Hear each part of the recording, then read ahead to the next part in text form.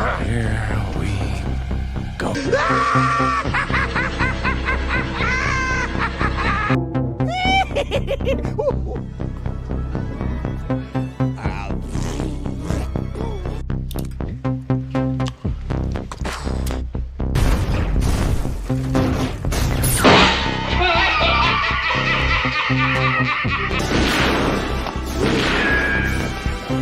Is like gravity.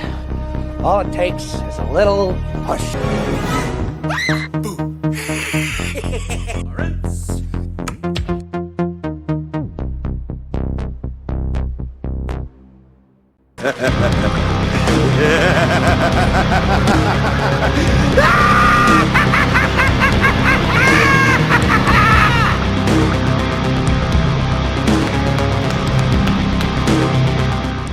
What's up, guys? How you doing? Welcome back to the channel. So glad you stopped by. And if you are brand new here, welcome. Why don't you grab a seat and why don't you stay a while?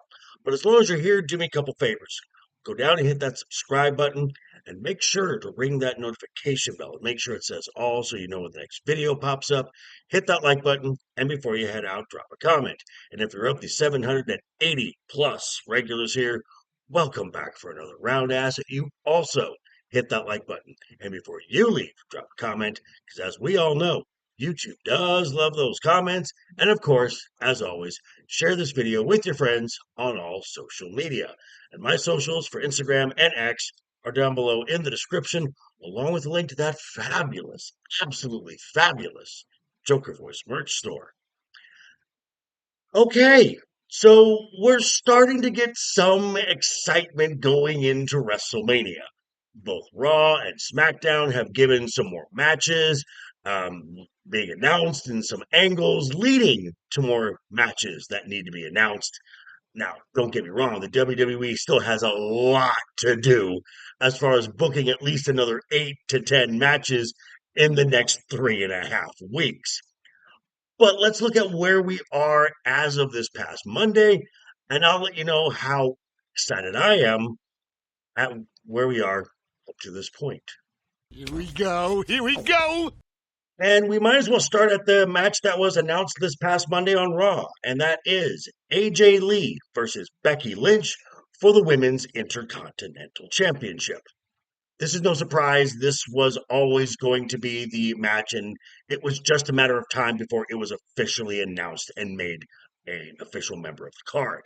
Now, these two started their feud all the way back at WrestlePalooza, and it's probably going to end at WrestleMania, and to be quite honest, it should end at WrestleMania. Now, will there be a stipulation added to the match? Possible. It's even possible they could add a third person. I don't know. But as it is right now, the build to this, it's just meh. Now, if we go from what is lukewarm, we're going to what is ice cold as we move over to the match for the WWE Women's Championship between the champion, Jade Cargill, and Rhea Ripley. Bottom line, something needs to happen, and it needs to happen fast, or this match is going to quickly become just a bathroom break match during the show. And frankly, adding B-Fab and Michin on the side of Jade Cargill, that's not going to cut it, because we have a champion who is frankly not very interesting. We have a challenger who doesn't seem to be very interested in this match. And the promo segments have not been good. Neither one is really known for being a strong promo. So it's going to have to rely at the show on Rhea Ripley's in-ring work to carry this match. And that's a big ask because right now, everything about this match just screams boring. Now, by contrast, if we take a look at the match for the Women's World Championship between the champion, Stephanie Vaquer, versus the greatest Royal Rumble winner of all time, Liv Morgan, something did happen. It got physical, as this past Monday on Raw, we saw the champion, Stephanie, give Liv Morgan a blindside attack that led to an all-out brawl in the backstage and the gorilla positions, or I'm not going to lie, some of the bumps that these women took looked like they absolutely sucked. This was great stuff. And this is what this match needed to give it a little more pop, a little more oomph. I mean, it seems that the verbal taunting of Liv Morgan has finally gotten under the champion's skin and has brought out the woman forged from Hellfire. And of all the three women's matches that have been announced, this is clearly the most interesting. Oh my God. Yes. But you want to talk about something interesting. Yes, yes, all the yeses. In the past 2 weeks, on the opening segment of Raw, this has been the best built matchup up to this point. I mean, the presentation of Obafemi, the fact that Brock Lesnar is selling Obafemi, this has been nothing short of perfection. And of everything that's been announced, this is easily the match that I am absolutely the most excited about. So now let's talk about the last two announced matches. These are the main events for both night one and night two. We'll start with the World Heavyweight Championship between the Second City Saint, CM Punk, and the OTC, Roman Reigns. Now, this started off really hot with two really good promo segments. The third was good, just wasn't as good as the previous two. So much like the Women's World Championship match, something needed to happen. It needed to get physical. And I'd say it got physical this past Monday on Raw, where in the closing segment, CM Punk ate not only a Superman punch, he ate a spear and then got put through the announce table with a power bomb. Ouch. This again is what this match needed to give it some more pop, to give it some more oomph, as it has been one of the better built matches so far and one of the better segments on Monday Night Raw. And that brings us to the WWE Undisputed Championship between the American Nightmare, Cody Rhodes, versus the Viper, Randy Orton. Now, everyone's been talking about Randy Orton's heel turn. It wasn't really a heel turn. I mean, ever since Cody won the title from Roman back at WrestleMania 40, Randy Orton has been eyeing that championship the entire time. Randy wants number 15, but Cody's his friend, so he stayed back. Cody Rhodes drops the title to John Cena at WrestleMania 40. The very next time John Cena's in the ring, Randy Orton drops him with an RKO and challenges for the championship at Backlash. He doesn't win. Cody wins the title back from Cena at SummerSlam. Again, Randy backs off, but is always eyeing that championship.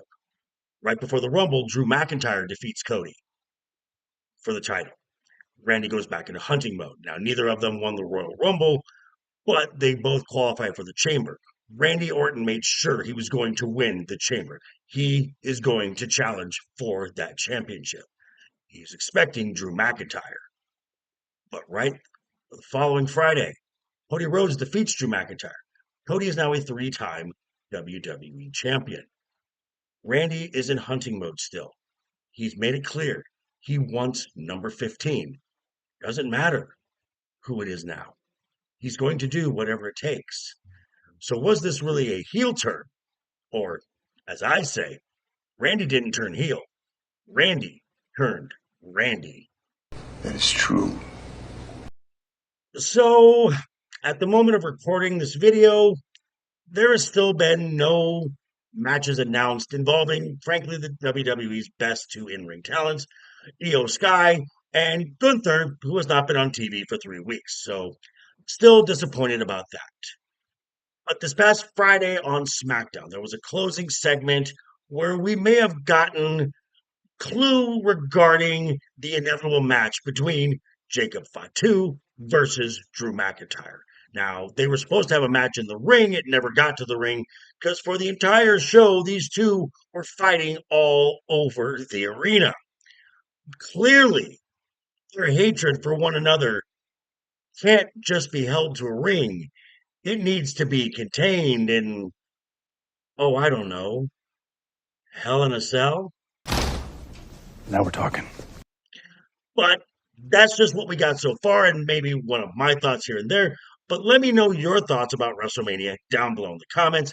And be sure to tune in tonight, 6 p.m. Pacific, right here on this channel, where me and the guys will be talking about some of this and a whole lot more. Of course, I'm talking about Wednesday night is overbooked. But yeah, thanks for stopping by, folks. Again, quick reminder before you head out the door, hit that subscribe button, ring that bell if you like the video, give it a thumbs up. If you didn't like the video, hey, thanks for sticking around this long. I appreciate it. And I'll see you folks all very soon. Hope you're having a great week.